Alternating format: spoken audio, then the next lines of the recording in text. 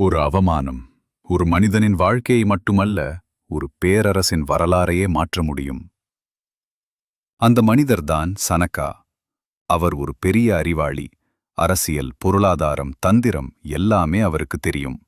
ஆனால் அவரின் தோற்றம் சாதாரணம் என்பதாலேயே ஒரு நாள் அவர் ஒரு அரசரின் அரண்மனைக்குச் சென்றபோது அந்த அரசன் அவரை மதிக்காமல் அனைவருக்கும் முன்பு அவமானப்படுத்தினான்.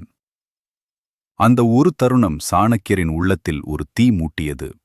அவர் கோபமாக பதிலடி கொடுக்கவில்லை, ஆனால் ஒரு முடிவு எடுத்தார்.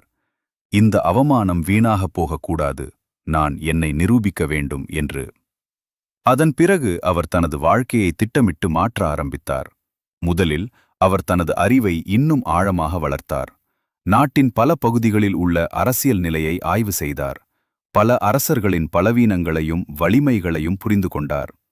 அடுத்து தனியாக அல்ல, சரியான மனிதரை தேட வேண்டும் என்று முடிவு செய்து ஒரு இளைஞனை கண்டுபிடித்தார். அவர்தான் சந்திரகுப்த மௌரியர். அந்த இளைஞனின் திறனை சாணக்கியர் கண்டார். பின்னர் அவர் அவனை அடிப்படையிலிருந்து உருவாக்க ஆரம்பித்தார். ஒழுக்கம் கற்றார், யுத்த தந்திரம் கற்றார், முடிவெடுக்கும் திறன் வளர்த்தார், மன உறுதியை கட்டமைத்தார். அதோடு மட்டுமல்லாமல் சாணக்கியர் ஒரு பெரிய திட்டத்தை அமைத்தார். பல இடங்களில் ஆதரவாளர்களை உருவாக்கினார், தகவல்களை சேகரித்தார், சரியான நேரத்தில் செயல்பட திட்டமிட்டார். அவசரப்படாமல் ஒவ்வொரு படியும் சிந்தித்து எடுத்தார். அந்த திட்டமிடப்பட்ட முயற்சியின் முடிவில் அந்த இளைஞன் ஒரு சாதாரண மனிதனாக இல்லாமல் ஒரு பேரரசராக மாறினார். அந்த நாள் நடந்த அவமானம் இல்லையென்றால் இந்த மாற்றம் நடந்திருக்காது. அந்த அவமானம் அவரை உடைக்கவில்லை, அவரை உருவாக்கியது. வாழ்க்கையில் நாமும் அவமானத்தை சந்திப்போம். யாரோ நம்மை குறைத்து பேசுவார்கள், யாரோ நம்மை மதிக்க மாட்டார்கள்.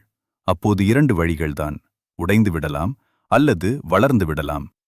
சாணக்கியர் போல அந்த அவமானத்தை ஒரு சக்தியாக மாற்றுங்கள். அது ஒரு முடிவு அல்ல, அது ஒரு ஆரம்பம். அது உங்களை நிறுத்த வரவில்லை, உங்களை உயர்த்த வருது.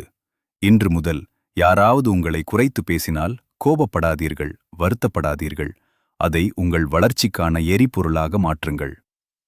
இப்போது சொல்லுங்கள், நீங்கள் சந்தித்த அவமானம் உங்களை உடைக்குமா அல்லது உங்களை உருவாக்குமா?